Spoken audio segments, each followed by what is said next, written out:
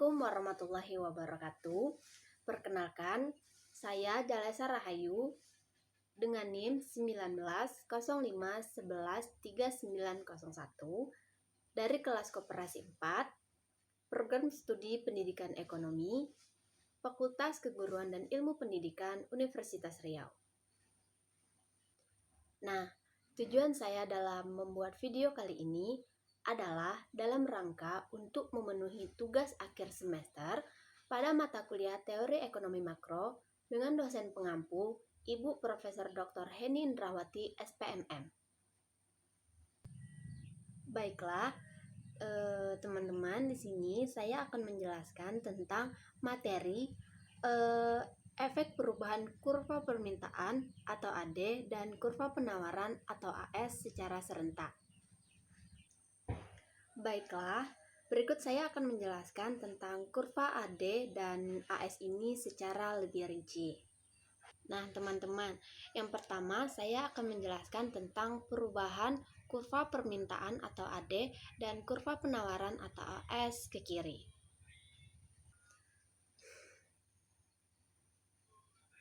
Perubahan atau pergeseran kurva ini disebabkan oleh harga barang mentah yang diperoleh dari impor naik.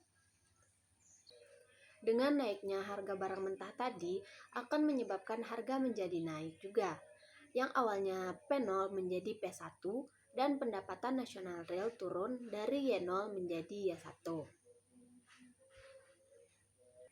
Nah, perubahan ini selanjutnya akan mengurangi tingkat kesempatan kerja dan mengurangi pendapatan real dari rumah tangga. Dengan berkurangnya tingkat kesempatan kerja dan pendapatan dari rumah tangga tadi akan mengurangi permintaan agregat, dalam artian permintaan agregat turun dari AD menjadi AD1.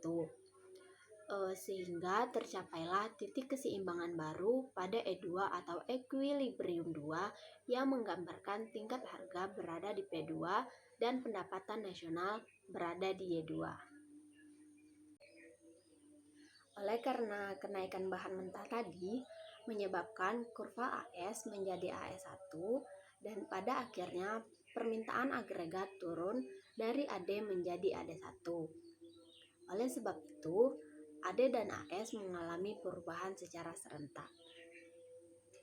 Selanjutnya, saya akan menjelaskan tentang perubahan kurva permintaan atau AD dan kurva penawaran atau AS ke kanan. Perubahan ini terjadi karena pemerintah melakukan perbaikan terhadap infrastruktur yang ada, serta menurunkan pajak-pajak yang harus dibayar oleh perusahaan. Hal ini akan mengakibatkan tingkat harga turun yang awalnya P0 menjadi P1, serta pendapatan nasional real meningkat dari Y0 menjadi Y1. Nah, selanjutnya akan menggeser kurva penawaran atau kurva AS yang awalnya AS menjadi AS1.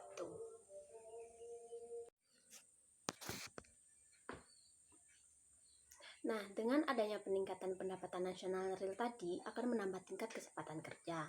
Yang selanjutnya dengan bertambahnya kesempatan kerja, maka akan meningkatkan permintaan agregat seperti yang terlihat pada kurva AD bergeser menjadi AD1.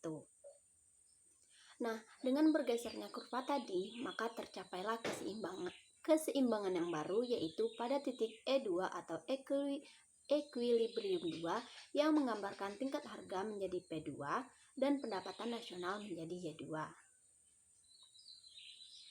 Nah, dengan kenaikan permintaan agregat, perusahaan akan menambah produksi, dan dengan bertambahnya produksi, maka perusahaan akan menambah kesempatan kerja, sehingga perusahaan harus menaikkan biaya produksi. Oleh sebab itu, tingkat harga menjadi naik. Oleh karena perpindahan kurva AS menjadi AS1 yang diakibatkan oleh perbaikan infrastruktur yang dilakukan oleh pemerintah dan menurunkan pajak-pajak yang harus dibayar oleh perusahaan tadi, pada akhirnya akan meningkatkan permintaan agregat dalam artian AD bergeser menjadi AD1. Nah, itu tadi saja penjelasan tentang efek perubahan kurva AD dan AS secara serentak dari saya. Jika ada kekurangan atau kesalahan dalam menjelaskan, Saya mohon maaf dan terima kasih bagi yang sudah eh, memberikan like, komen, dan subscribe-nya.